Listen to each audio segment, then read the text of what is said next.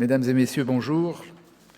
Je suis très heureux de vous accueillir ici pour ce 28e colloque des séries Chimie et. Nous avons décidé, conformément à notre mission qui est d'informer le plus largement possible le public, les enseignants, les élèves, de sujets d'importance pour la société, nous avons décidé de consacrer cette journée à l'intelligence artificielle.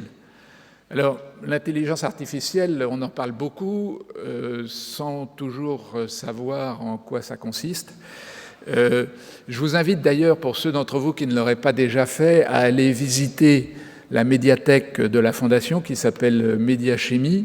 Vous allez sur le site mediachimie.org et sur ce site, il y a un quiz qui vous permettra de tester vos connaissances sur l'intelligence artificielle.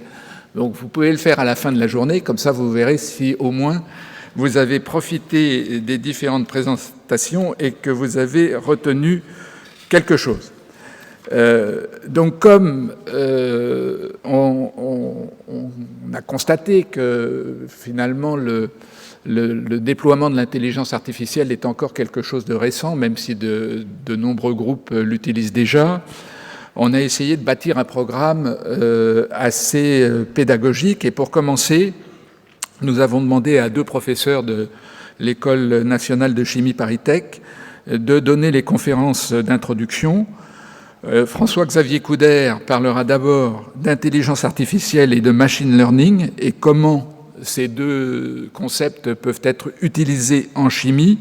Et ensuite, Carlo Adamo expliquera comment l'intelligence artificielle peut être utilisée comme moteur de recherche en chimie.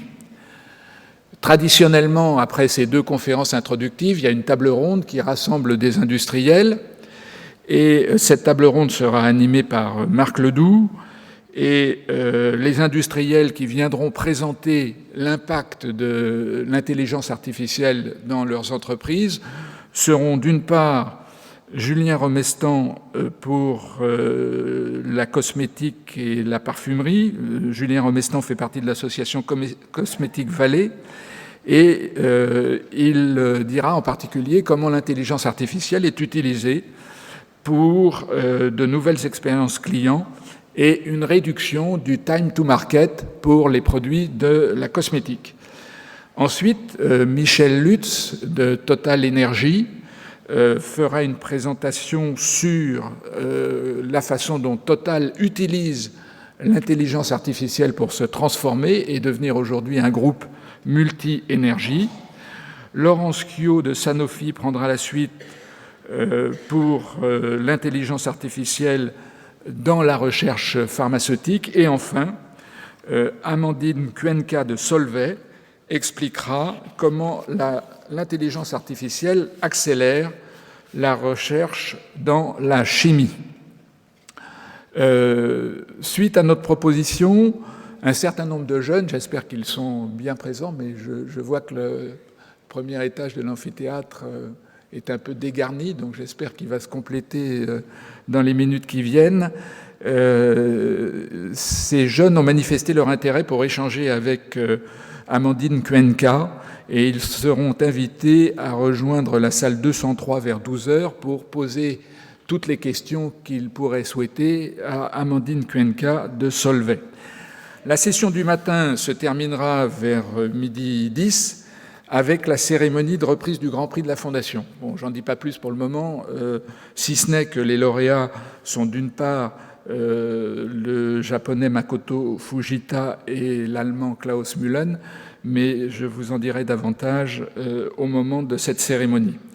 À 13h, un déjeuner est offert par la Fondation de la Maison de la Chimie.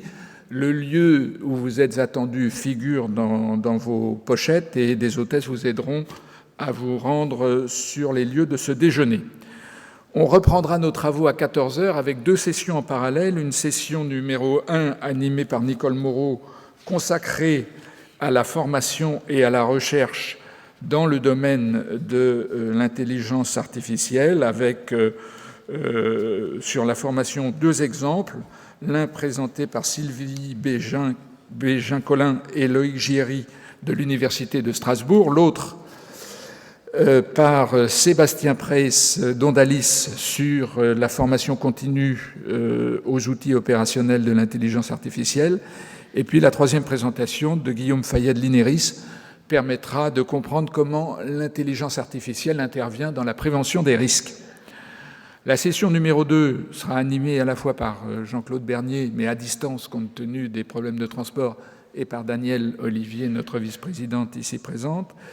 Et elle sera consacrée à l'intelligence artificielle et aux matériaux innovants, avec des conférences de Mario Maglione qui montrera, à partir du programme Diadème, comment la découverte de nouveaux matériaux est accélérée par l'intelligence artificielle.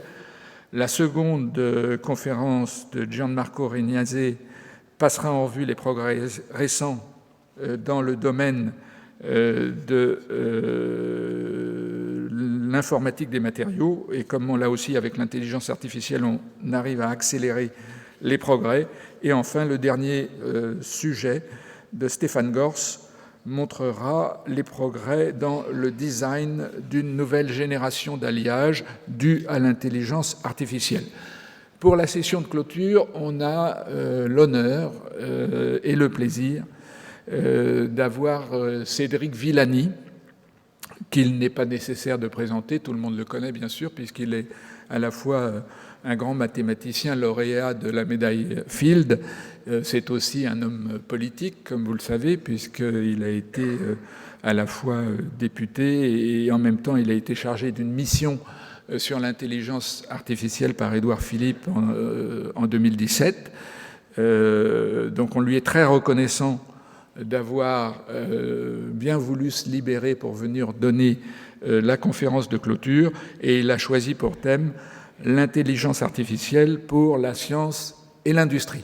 Donc voilà, brièvement présenté le programme de cette journée. J'espère que vous allez tous en profiter, et je voudrais tout de suite céder la parole à nos premiers intervenants.